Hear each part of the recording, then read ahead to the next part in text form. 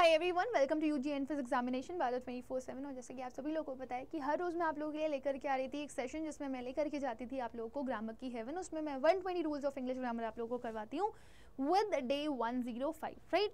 सो हमारे पास यहाँ पर दो वर्ड है, एक है वेरी और एक है मच, राइट। अब एक क्वेश्चन आता है कि मुझे कहाँ पे वेरी यूज़ करना है और कहाँ पे मच यूज़ करना है। तो आप हमेशा याद रखिएगा, वेरी का यूज़ आपका सबसे पहला जो होता है वो एडजेक्टिव की पॉजिटिव डिग्री के लिए होता है। दूसरा, अगर कभी भी एडजेक्टिव की कंपैरेटिव डिग्री यूज करी जाएगी, कौन सी डिग्री यूज करी जाएगी? कंपैरेटिव डिग्री, जिसमें आपके ER वाले टर्म्स आते हैं या फिर मोर वाले टर्म्स आते हैं, तो उसमें आप क्या लगाओगे? मच लगाओगे।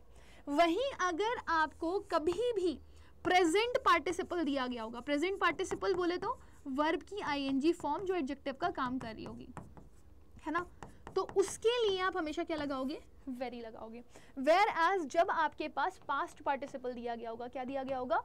पास्ट पार्टिसिपल दिया गया होगा, पास्ट पार्टिसिपल, यानी कि वर्ब की थर्ड फॉर्म जो एडजेक्टिव का काम कर रही होगी, अगर आप वो लगाते हो तो फिर आप वहां पर मच लगाओगे। So let's take certain example so that we can understand it मोर।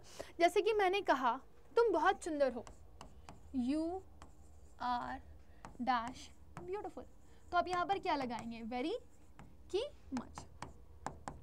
मैंने कहा तुम बेहतर हो दूसरों से, तो मैं क्या लगाऊंगी? You are dash better than others. So मैंने ये चीज़ आपको पहले भी बताई है कि जब कंपैरिजन करोगे तो with the help of comparative degree करोगे और वहां पे क्या लगा दोगे? मच। वेयर एज जब एडजेक्टिव की पॉजिटिव डिग्री का इस्तेमाल करोगे तो वहां पे क्या लगा दोगे? क्लियर है? एक और सेंटेंस लेते हैं टू अंडरस्टैंड इट मोर। मैंने कहा तुमने जो स्टोरी सुनाई वो बहुत इंटरेस्टिंग थी, तो मैं क्या लिखूंगी? The story is dash interesting.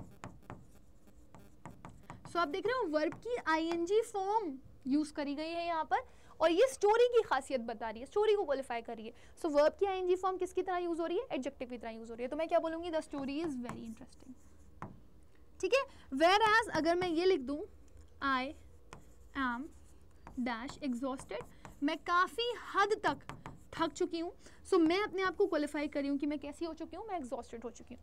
So if you notice यहाँ पर आपका वर्ब का थर्ड फॉर्म दिया गया है जो एडजेक्टिव की तरह यूज हो रहा है। तो अब आप यहाँ पे मुझे होमवर्क में ये बताएंगे कि हम यहाँ पे क्या लगाएंगे? आई एम वेरी एग्जॉस्टेड या मच एग्जॉस्टेड। सो इसी के साथ मैं सेशन को एंड करती हूँ। मिलती हूँ अगले सेशन में, तब तक के लिए bye bye, take care and God bless you all.